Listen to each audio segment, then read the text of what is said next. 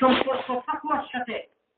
Oman ইয়াত্তাকিল্লাহ ইয়াজআল লাহু মাখরাজা, যে ব্যক্তি আল্লাহকে ভয় করবে, আল্লাহ সুবহানাহু ওয়া তাআলা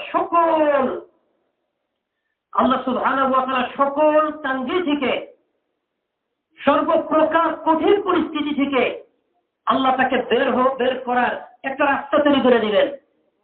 যতই তার অভাব-অনটন থাকুক, যতই তার পরেশানি থাকুক, এমন একটা পর্যায়ে যে আটকে গেছে যেটা থেকে সে বেরিয়ে পারতেছে না, কিন্তু সে আল্লাহকে ভয় করে ওইটার বিনিময়ে আল্লাহ সকল প্রকার সমস্যা দূর করে আল্লাহ সুবহানাহু ওয়া তাআলা তাকে বের হওয়ার একটা দরজা খুলে দিবেন।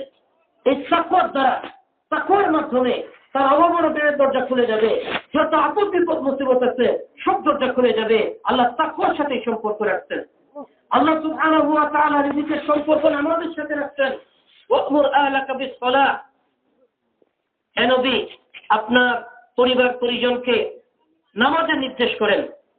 ওয়াসতাবির আলাইহা, নিজেও গুরুত্বের সাথে নামাজ আদায় করেন।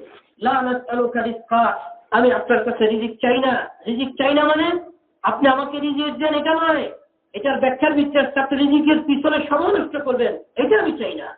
নাহনু নারযুকুক, আমি আল্লাহ আপনাকে রিজিক দান করব, আমি আল্লাহ আপনাকে রিজিক দান করব। নামাজের মধ্যে আল্লাহ সুবহানাহু ওয়া তাআলা রিজিক রাখছেন।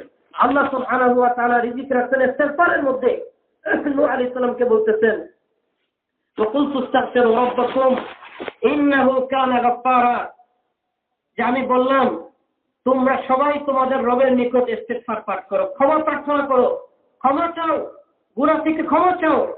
ইন্নাহু কানা গাফফারা, তিনি ক্ষমাশীল। ইউরসিলিস সামাআ আলাইকুম মিদরারা, তিনি মুষলধারে তোমাদের উপর বৃষ্টি বর্ষণ করবেন। আর কি করবেন?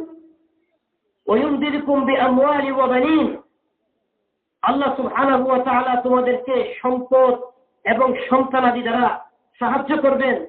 ওয়াজআল লাকুম জান্নাত, আল্লাহ সুবহানাহু ওয়া তাআলা তোমাদের জন্য বাগ বাগিচার ব্যবস্থা করবেন। ওয়া আনহারা, এবং নহর নদীর ব্যবস্থা করবেন, সুপেয় পানির ব্যবস্থা করবেন।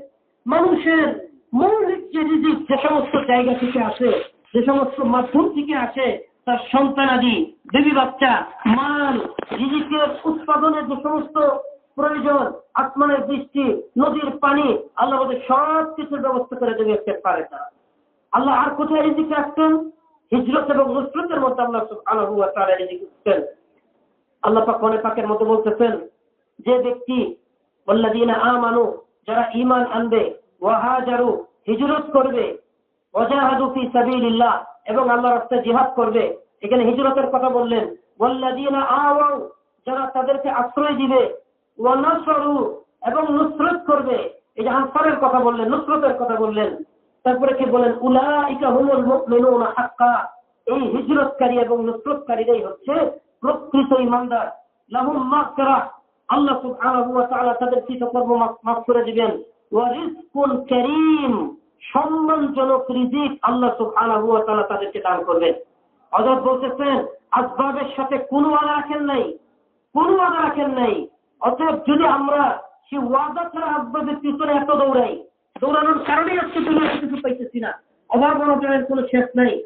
যদি আমরা আসবাবের পিছনে যেরকম দেশে বিদেশে দৌড়াইতেছি, সকাল থেকে সন্ধ্যা পর্যন্ত দৌড়াইতেছি, যদি আমালের পিছনে আমরা সকাল থেকে সন্ধ্যা পর্যন্ত মেহনত করতাম, এই আমাল হাসিল করার জন্য চেষ্টা করতাম, আমরা দুনিয়ার জন্য যেমন দেশ বিদেশ যাচ্ছি, যদি আমাল হাসিল করার জন্য দেশ বিদেশ সফর করতাম, তাহলে আল্লাহ সমস্ত রিজিক আমাদের পায়ের কাছে এনে হাজির করে দিতেন।